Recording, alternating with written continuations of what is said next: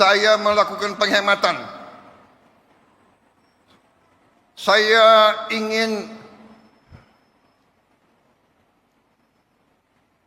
pengeluaran-pengeluaran yang tidak perlu, pengeluaran-pengeluaran yang mubazir, pengeluaran-pengeluaran yang alasan untuk nyolong, saya ingin dihentikan, dibersihkan.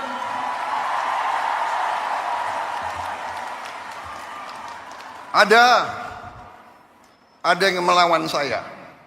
Ada. Dalam birokrasi merasa sudah kebal hukum, merasa sudah menjadi raja kecil.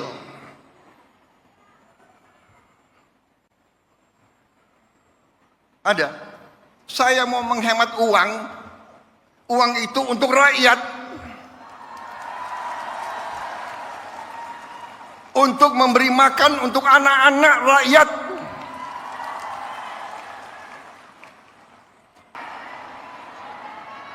Gak usah keluar negeri, 5 tahun gak usah keluar negeri kalau perlu. Yang perlu keluar negeri yang tugas keluar negeri, tugas belajar boleh, tugas untuk atas nama negara boleh. Jangan tugas yang dicari-cari untuk jalan-jalan. Kalau mau jalan-jalan pakai uang sendiri.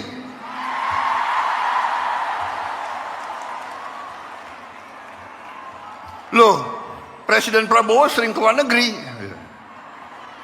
Saya diundang, ya kan, sebagai kepala Indonesia, kepala negara dalam konferensi-konferensi penting oleh negara-negara yang penting, dan saya mewakili bangsa untuk mengamankan kepentingan bangsa.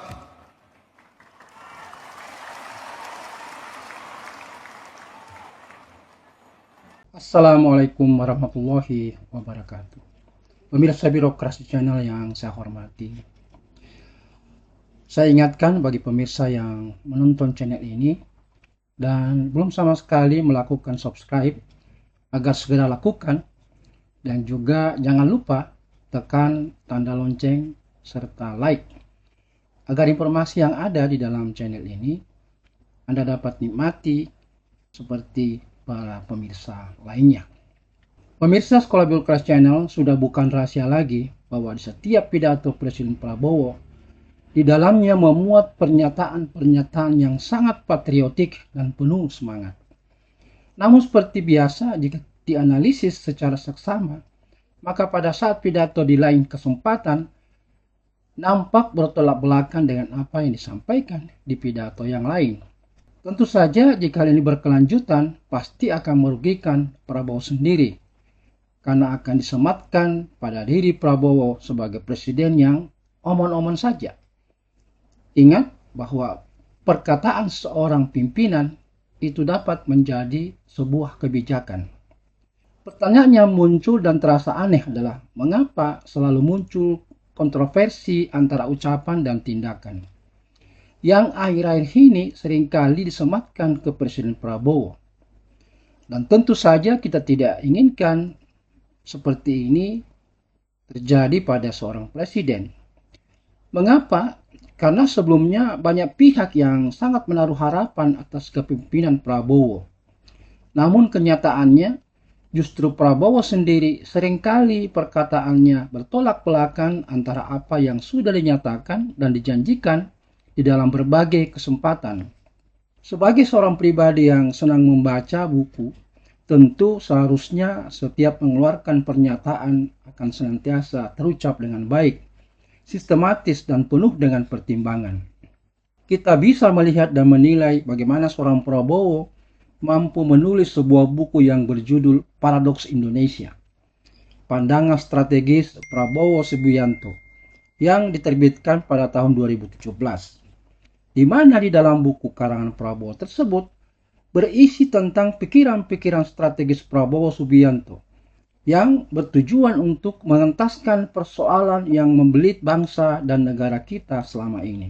Di dalam buku Paradoks tersebut berisi pernyataan-pernyataan Prabowo yang seolah-olah bertentangan atau berlawanan dengan pendapat umum atau kebenaran yang dipandang selama ini, tetapi kenyataannya mengandung kebenaran. Yang membedakannya dengan akhir-akhir ini adalah kejilannya mengungkap problema bangsa dan negara dari sudut yang berbeda dengan pandangan umum, namun konsisten dengan pernyataan tersebut. Prabowo bahkan mampu mengungkapkan kondisi di mana Indonesia kaya akan sumber daya alam dan sumber daya manusia, tetapi sebagian besar rakyat Indonesia saat ini masih hidup di dalam kemiskinan. Pandangan ini masih seringkali diungkapkan di dalam berbagai pidatonya yang menyatakan bahwa bangsa ini adalah bangsa yang kaya raya dengan sumber daya alam yang sangat besar. Karena itu, prinsip utama dalam memimpin Indonesia selama masa jabatannya adalah demi bangsa dan negara, serta rakyat Indonesia. Beberapa contoh nyata yang hari ini justru terkesan kontroversi dan saling bertentangan dari berbagai isi pidatonya. Misalnya kasus bagaimana Prabowo akan mengejar para koruptor sampai ke Antartika dan bahkan ke gurun pasir. Namun di waktu yang lain malah membujuk agar para koruptor taubat saja dan menyerahkan hasil korupsinya sehingga bisa diampuni. Kasus penekanan pada efisiensi di mana tidak diperbolehkan lagi ada acara-acara seremonial, perjalanan ke luar negeri, studi banding, FGD dan seterusnya. Namun faktanya Kementerian Pertahanan mengangkat staf khusus 5 orang dan juga meminta kepada misalnya Menteri PUPR untuk melakukan studi banding ke 3 negara. Menteri PUPR dalam hal ini Dodi menjelaskan dalam rapat terbarunya dengan Presiden di mana Prabowo meminta agar Otoritas Ibu Kota Nusantara atau OIKN melakukan studi banding ke negara timur untuk merumuskan desain kawasan tersebut. Rapat terakhir terkait dengan pembangunan kawasan yudikatif dan legislatif bersama dengan Pak Prabowo, di mana Pak Dodi mengatakan bahwa ia diminta untuk studi banding dan seingat beliau, kata Dodi, ada 3 negara yaitu Mesir, Turki, dan India. Jelasnya saat ditemui di kantor Kementerian PU pada tanggal 13 Februari 2025. Dengan demikian, di beberapa pidatonya sangat melarang studi banding, namun beliau sendiri mendorong agar OIKN melakukan studi banding. Disinilah terlihat inkonsistensinya. Dan banyak lagi hal-hal yang bersifat kontroversi. Pertanyaan kita adalah ada apa dengan sikap Prabowo yang demikian? Apakah ide dan pikirannya akhir-akhir ini tidaklah benar-benar dari pikirannya sendiri? Karena menurut para ahli jika seseorang berpendapat lalu pendapatnya tersebut tidak menyatu dengan perilakunya sehari-hari, maka tindakannya kemungkinan tidak akan konsisten. Artinya seseorang akan lebih baik jika ide dan gagasannya memang terlahir dari dalam dirinya sendiri dan kemudian disesuaikan dengan perilakunya. Sehingga ide dan gagasan tersebut tidak akan pernah berbeda di antara waktu yang berbeda.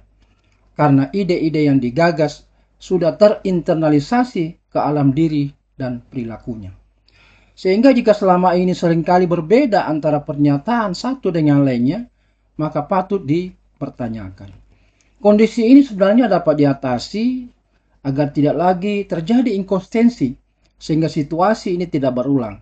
Caranya yaitu jika ada pihak yang menyusun substansi isi pidatonya yang akan disampaikan di setiap forum dan memastikan bahwa pidato yang akan disampaikan sudah melalui analisis, baik pidato masa lalu maupun yang ada saat itu. Sehingga isi pidatonya tidak saling bertentangan. Tentu saja sekali lagi kita berharap agar kondisi yang kurang baik ini bisa segera diatasi. Sebab masyarakat sangat mudah mengkonfrontir pidatonya di masa lalu dengan pidato yang lainnya. Sebab jejak digital saat ini sangat mudah diperoleh dan sulit dihapus jika sudah terlontar. Ayo Pak Presiden, tunjukkan niat dan semangatmu untuk membangun negeri ini ke arah yang lebih baik.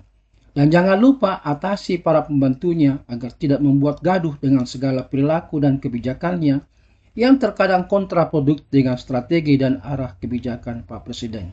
Merdeka, merdeka, dan merdeka.